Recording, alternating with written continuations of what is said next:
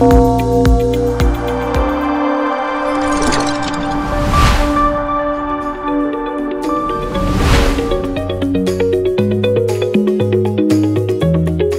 प्रमुख प्रकल्प को सिंगल विंडो मंजूरी निवेश 4000 कोटी। Utkarsh Odisha make in Odisha Mahakumbh 12 focus राष्ट्र को निमंत्रण। भुवनेश्वर रप्तानी क्षेत्र को नहीं कैपेसिटी बिल्डिंग कार्यक्रम अनुष्ठित। निर्माण हेब नुआ संबलपुर। प्रथम पर्यायर खर्च हेब 5000 कोटी टंका। ओपीजीसी लोकाभिमुखी कार्यक्रम झारसुगुड़ा जिला कुमारबंध पंचायत रे चक्षु चिकित्सा शिविर। षष्ठ राज्य अर्थ कमिशन गठित। केंद्र अर्थ कमिशन को राज्य मागिब 12,56,000 कोटी। राज्य सरकार 17टी प्रमुख प्रकल्प प्रस्ताव उपर मारिछंती मोहर।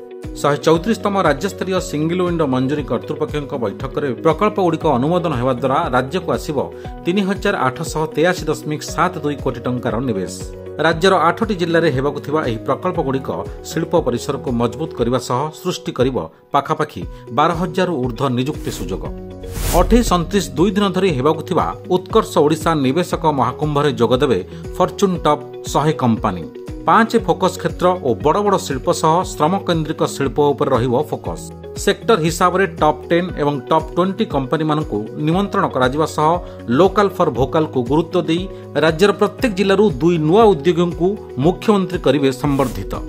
रप्तानी क्षेत्र में उपलब्ध विभिन्न दिग और सुजोग संपर्क में राजधानी अनुष्ठित होइछि एक कर्मशाला। ओएससीआई, एपीडीए, एसआईडीबीआई एवं सोआ विश्वविद्यालय मिलित भाव आयोजित करिथिबा एही कार्यक्रम में रप्तानी और आमदानी विभिन्न दिग संपर्क में होइछि आलोचना। विशेषतः कार्यक्रम रप्तानी और आमदानी क्षेत्र में प्रजुक्ति विज्ञान गुरुत्व सह एमएसएमई गुड़िक सहयोग एवं प्रशिक्षण उपर दिया जाइछि गुरुत्व। नुआ रूप से झलसिब संबलपुर। महानदी, हीराकुद और देब्रीगढ़ को नहीं प्रस्तुत है master plan. Statue of unity ढांचा वीर सुरेंद्र साई प्रतिमूर्ति निर्माण होगा सह प्रथम पर्यायर सरकार खर्च करेंगे 5000 कोटी टंका। जलभित्तिक पर्यटन और परिवेश एवं वन्यप्राणी पर्यटन क्षेत्र में हीराकुद को विश्वस्तरीय मान्यता मिलवा सह स्थानीय अर्थनीति सुदृढ़ होब बोली कहिसंती केंद्र मंत्री Dharmendra Pradhan. Odisha power generation corporation पक्षरु लखनपुर ब्लॉक कुमारबंध पंचायत रे चक्षु चिकित्सा शिविर आयोजित।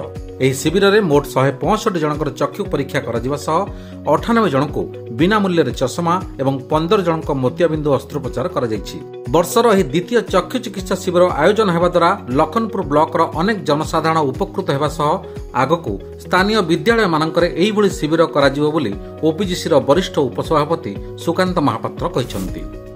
अवसरप्राप्त आईएएस अरुण कुमार पंडा अध्यक्षतार ओडिशा राज्यपाल गठन करिसेंती षष्ठ राज्य अर्थ commission.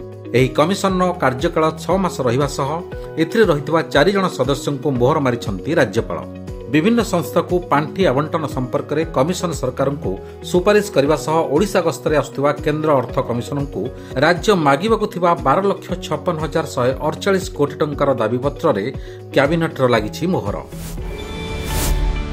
It's all of your business. Business breaking.